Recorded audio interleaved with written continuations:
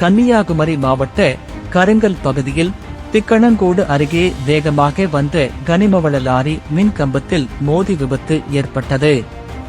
கருங்கல் அருகே பயங்கரம் விபத்தை ஏற்படுத்திவிட்டு தப்பி ஓடிய லாரி 8 கிலோமீட்டர் தூரம் விரட்டி சென்று லாரியை மடக்கி பிடித்தனர்.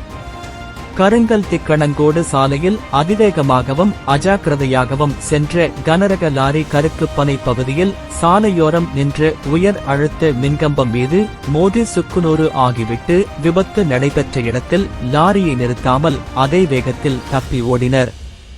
இதனையடுத்து இளைஞர்கள் சுமார் 8 கிலோமீட்டர் தூரம் விரட்டி சென்று மேக்கோடு பகுதியில் வைத்து லாரியை மடக்கி பிடித்தனர்.